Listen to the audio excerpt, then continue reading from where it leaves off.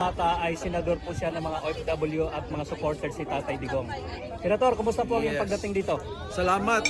Dumating kami 2 days ago. Sa Amsterdam kami naka-check-in. So nag-travel muna dito and looking forward sa 31. Yes. Andito ako dahil invited ako ni VP Sara to be also a speaker for the 31 event natin. Nagpapasalamat ako talaga sa mga OFWs.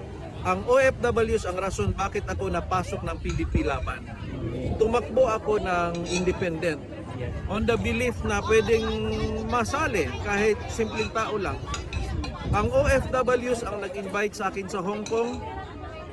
Pagdating sa Hong Kong, sabi ko nga ang request ko kay Senator Bong, kahit maano lang ako ni Tatay Digong, kahit sa private room lang, nasabihin niya ako yung doktor ni Kitty. Yun lang ang request ko. Si Tatay Digong, hindi niya sa private room in-announce. In-announce niya sa harap ng madlang people. Nasabi niya, isali ito, doktor ito, taga Davao ito.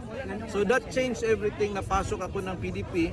Pero hindi ako biglang napasok dahil may process. Ang next na kapapasok na final talaga si Senator Robin Padilla.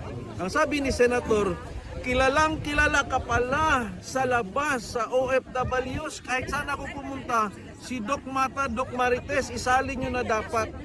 So to make it very simple, dahil sa OFWs, ako po'y nasali sa PDP Laban and that changed everything.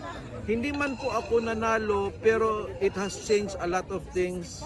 And God willing, depende na po kay Lord yan kung tayo po ibabalik sa 2028. Pero napakaganda na po yung foundation na nangyari. So yun po ang aking masasabi. At salamat po sa inyong lahat, sa inyong prayers para kay Tatay Digong. Ako'y kasama ninyo. Naniniwala na mababalik po si Tatay Digong. Yes, sir. May Salamat, sir. May additional ka, sir.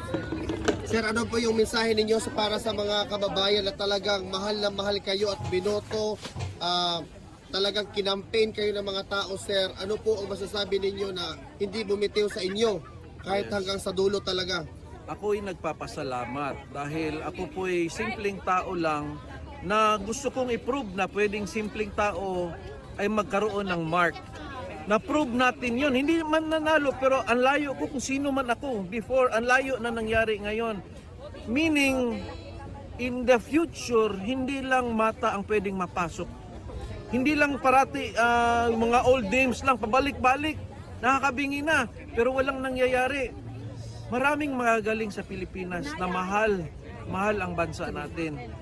Itong napasok ko, hindi man ako nanalo, pero meron tayong nakitang ilaw na kailangan natin itong ipagpatuloy. Kaya sa mga hindi bumitiw, na dyan nagsuporta, kahit hindi pa tayo nagkamit before, sabi nyo, kailangan ng doktor ang Senado, tulungan si Dr. Mata, ako po'y nagpapasalamat sa inyo. Hindi ko po yan makakalimutan. Hindi man tayo nanalo, pero yung boto nyo, inaalagaan ko yan, nasa puso ko yan, nirerespeto ko yan. Kaya si Lord ang bahala kung final decision on the next time, pero yung pagboto nyo, yun na po yung aking go signal na hindi ako dapat ihilpas. Pero